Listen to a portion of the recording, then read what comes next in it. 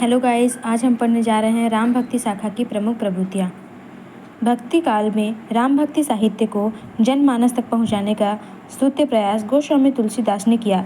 आचार्य रामानंद, जो कि रामानुज की शिष्य परंपरा में आते हैं, उनके द्वारा उत्तर भारत में चलाई गई राम भक्ति की लहर को गोस्वामी ने एक नई दिशा दी। राजा से लेकर रंक तक सभी को राम भक्ति की महागंगा में अवगाहन कराया। हिंदी राम कथा के केंद्र बिंदु पर तुलसीदास खड़े हैं, इसलिए उन्हें केंद्र में रखकर तुलसी के पूर्व और तुलसी के बाद के राम काव्य की परिकल्पना की गई है। हाँ, जहाँ तक राम भक्ति शाखा की प्रमुख प्रवृत्तियाँ का सवाल है, इसका वैविध्यपूर्ण स्वरूप तुलसी के राम कथाओं में विद्यमान है। तुलसी ने अपने परवर्ती राम काव्य की प्रवृत्तियाँ को विशेष रूप से प्रभावित किया है, इसमें संदेह नहीं। यूँ कहिए, राम भक्ति शाखा के अधिकांश प्रवृत्तियाँ तुलसी साहित्य की ही देन हैं। अग्रलिखित बिंदुओं से हम राम भक्ति शाखा के प्रवृत्तियों को उजागर करने का प्रयास कर सकते हैं। पहला, राम का स्वरूप। राम भक्त कवियों के आराध्य राम विष्णु के अवतार हैं। वे परब्रह्म हैं। पाप के विनाश और धर्मोद्धार के लिए युग युग में वे अवतार ग्रहण करते हैं। राम शील, शक्ति और सौंदर्य के समन्वय हैं। सौंदर्य में वे कदर्प दर्पहारी है। शक्ति से वे दुष्टों का दलन करते हैं और भक्तों को संकट से मुक्त करते हैं। अपने शील स्वभाव से वे लोक को आचार की शिक्षा देते हैं। अपने करुणामय रूप से पतियों और अधर्मियों का उद्धार करते हैं। राम मर्यादा पुरुषोत्तम हैं और आदर्श के प्रतिष्ठापक है। उनका लोक रक्षक स्वरूप प्रमुख है। दूसरा है समन्वयात्मकता। राम काव्य समन्वय की एक विराट चेष्टा है। इसमें न केवल राम की उपासना है, बल्कि शैव, शाक्त, गणपत्य, शौर्य आदि संप्रदाय के आराध्यों की स्तुति की गई है। राम काव्य की भक्ति भावना अत्यंत उदार है। इसमें ज्ञान, भक्ति, कर्म, सगुण और निर्गुण के बीच समन्वय स्थापित करने का अभिनय प्रयास हुआ है। तीसरा है लोक मंगल की भावना। राम काव्य में जीवन की अनेक सूच्य भूमियाँ प्रस्तुत की गई हैं। लोक मंगल की दृष्टि से यह साहित्य महौषधि है। इसमें गृहस्थ जीवन का निरादर नहीं किया गया, अपितु लोक सेवा और आदर्श गृहस्थ के प्रतिमान राम सीता को उपस्थित करके जीवन स्तर को ऊंचा उठाने का स्तुत्य प्रयास किया गया है। राम काव्य का आदर्श पक्ष अत्यंत मनमोहक है। राम आदर्श पुत्र है, राजा है, पति है, सीता आदर्श पत्नी है, कौशल्या आदर्श माता है, भरत और लक्ष्मण आदर्श भाई है, हनुमान सेवक धर्म के आदर्श है, जिन्हें अपने स्वामी के काम किए बिना विश्राम भी भाता नहीं है। राम साहित्य में जीवन का मूल्यांकन आचार की कसौटी पर हुआ है। मर्यादापूर्ण वर्णन। राम साहित्य में मर्यादा की झलक सर्वत्र पाई जाती है। अलावा रसिक संप्रदाय तथा उससे प्रभावित शाखाओं को जोड़ दे तो राम काव्य में श्रृंगार, विशेषकर संयोग श्रृंगार का पूर्ण परिपाक नहीं हुआ। तुलसी के राम काव्य तो मर्यादापूर्ण आदर्श के प्रतिमान हैं। उन्होंने अपनी राम कथाओं में मानव जीवन की विविध परिस्थितियों और भावनाओं का अत्यंत मार्मिक तथा मर्यादापूर्ण चित्रण किया है। पांचवा है भक्ति का स्वरूप। राम भक्त कवियों का भक्ति विषयक दृष्टिकोण अत्यंत व्यापक और उदार है। वे अपने आराध्य प्रभु श्री राम के शील, शक्ति और सौंदर्य पर मुग्ध है। राम भक्त कवि स्वयं और राम के बीच सेवक सेव्य भाव को स्वीकार करते हैं।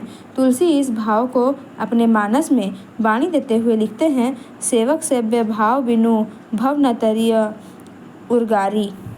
राम भक्त कवियों को वैधि भक्ति मान्य है। इसमें नवधा भक्ति के सभी अंगों का समावेश हुआ है। राम भक्ति साहित्य में जीव और ब्रह्म के बीच अंश-अंशी भाव की भक्ति चेतना निहित है। छठा है राम काव्य में माधुर्य भक्ति। महात्मा तुलसीदास के समय तक राम काव्य में माधुर्य भक्ति का आगमन हो चुका था, पर तुलसी के कारण वह अपनी पूर्ण रसिकता दिखाने में असमर्थ रही। लेकिन धीरे धीरे तुलसी की मर्यादा पुरुषोत्तम राम की छवि कुछ धुंधली पड़ गई। कृष्ण भक्ति साहित्य के प्रभाव से राम काव्य छबीले राम के रसिकतापूर्ण लीलाओं से भर गया। तुलसी मर्यादावाद के पालन में दृढ़ता दिखाते रहे, किंतु उनके परवर्ती रचनाकार प्रतिक्रियावादी हुए। उन्होंने अपनी कृतियों में मर्यादा की अवहेलना कर रसिकता का समावेश किया और माधुर्य भक्ति को प्रश्रय किया। 7 नंबर है पात्र तथा चरित्र विधान। राम काव्य के पात्र, आचार और लोक मर्यादा की आचार्य व्याख्या प्रस्तुत करते हुए इनका चरित्र महान और अनुकरणीय है। इसमें सत्व, रज और तम गुण के दर्शन होते हैं। साथ ही जीवन की सभी वृत्ति तथा प्रवृत्तियों का चित्रण मिलता है। राम काव्य में सत्य और असत्य प्रसंगों का विस्तार मिला है, किंतु अंत में रावणत्व पर रामत्व की विजय दिखाई गई है। 8वां नंबर है काव्य रूपों की विविधता। राम भक्त कवि काव्य शास्त्र के मर्मज्ञ विद्वान थे। अनेक काव्य रूप तथा शैलियों पर इनका अधिकार था। यही कारण है कि राम काव्य में वीर गाथाओं की प्रबंध पद्धति, गीत पद्धति, शास्त्रीय पद्धति और रीति पद्धति आदि का सुंदर समावेश देखने को मिलता है। 9 नंबर में रस योजना। राम साहित्य की परिधि अत्यंत विस्तृत और व्यापक है। उसमें जीवन की विविधताओं और सभी रसों का सहज सन्निवेश है। युद्ध वर्णन में वीर और रौद्र रस है। राम को विलाप और लक्ष्मण के मूर्छा प्रसंग में करुण रस है। नारद मोह में हास्य रस की सुंदर सृष्टि हुई है। राम काव्य का अवलंबन सेवक सेव्य भाव की भक्ति है, इसलिए राम कथा में निर्वेदजन्य शांत रस की प्रधानता है। 10 नंबर में है छंदों का प्रयोग। राम काव्य चूंकि व्यापक फलक पर लिखा गया, इसलिए इसमें भाषा भेद, रचना भेद, शैली भेद के साथ साथ छंद भेद भी पाया जाता है। राम कथा में दोहा, चौपाई, छप्पै, कुंडलिया, सोरठा, सवैया, तोमर, घनाक्षरी, त्रिभंगी आदि छंद प्रयुक्त हुए हैं।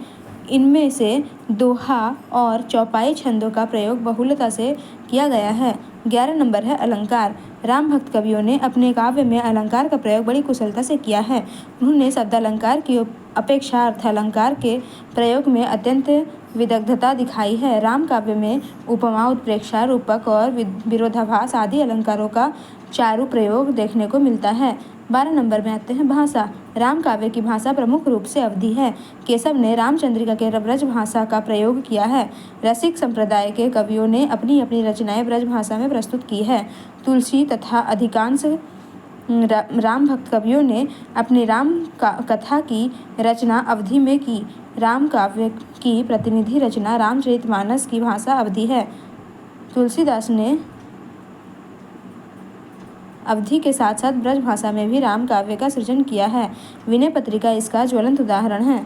माध्यम भाषा के रूप में अवधी और ब्रज को छोड़ दे तो राम काव्य में भोजपुरी, बुंदेलखंडी, राजस्थानी, संस्कृत और फारसी आदि भाषाओं के शब्द भी प्रयुक्त हुए हैं। भाषा की दृष्टि से राम साहित्य सर्वोत्कृष्ट है। इसमें 2 प्रमुख जनभाषाओं अवधी तथा ब्रज समेत जनपदीय शब्दों का बड़ा ही सफल प्रयोग हुआ है। धन्यवाद।